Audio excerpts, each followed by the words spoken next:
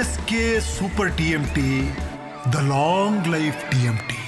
ಬೆಳಗಾವಿಯಿಂದ ಈ ವ್ಯಕ್ತಿನ ಈಗ ಬೆಂಗಳೂರಿಗೆ ಶಿಫ್ಟ್ ಮಾಡಿದಾರಂತೆ. 4,500 ಕೋಟಿ ವಂಚಕನನ್ನ ಬೆಂಗಳೂರಿಗೆ ಆರೋಪಿ ಶಿವಾನಂದ್ ನೀಲಣ್ಣವರ ಸ್ಥಳಾಂತರವಾಗಿರೋದು ಮಾಳಮಾರುತಿ ಠಾಣೆಯಿಂದ ಕರೆದುಕೊಂಡು ಈಗ ಸಿಐಡಿ ಹೊರಟಿದ್ದಾರಂತೆ. ಬೆಳಗಾವಿಯಲ್ಲಿ ತನಿಖೆಯನ್ನು ಮುಗಿಸ್ಕೊಂಡು ಬೆಂಗಳೂರಿಗೆ ಬರ್ತಾ ಇದ್ದಾರೆ.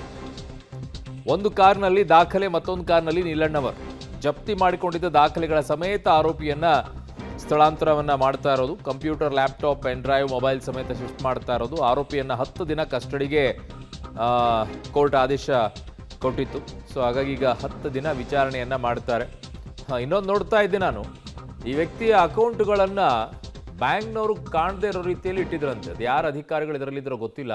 ಒಂದೊಂದು ಅಕೌಂಟಲ್ಲಿ 100 ಕೋಟಿ, 80 ಕೋಟಿ, 60 ಕೋಟಿ, ಈ ಥರ 90 ಕೋಟಿ ಹಿಂಗಿದಾವಂತೆ. ಅದು ಹೆಂಗ್ರಿ IT ಅವ್ರು ಒಬ್ಬರು ನೋಡಲಿಲ್ವಾ? ಅಯ್ಯಪ್ಪ, ಒಂಚೂರು ಏನಾದರೂ ಇನ್ಕಮ್ ಟ್ಯಾಕ್ಸ್ ರಿಟರ್ನ್ ಹೆಚ್ಚು ಕಡಿಮೆ ಆದಾಗ್ಲೂ ಕೂಡ ಹೋಲ್ಡ್ ಮಾಡಿಡುವಂಥವ್ರು. ಇಲ್ಲಿ 100, 90, 80 ಕೋಟಿ, ಅವನಿಗೆ ಮೂಲ ಏನು ಯಾವುದೂ ಇಲ್ಲ, ಹಂಗೆ ದುಡ್ಡಂತೆ ಅಕೌಂಟ್ಗಳಲ್ಲಿ. ಅಯ್ಯಪ್ಪ, ಏನ್ರಿ ಜನ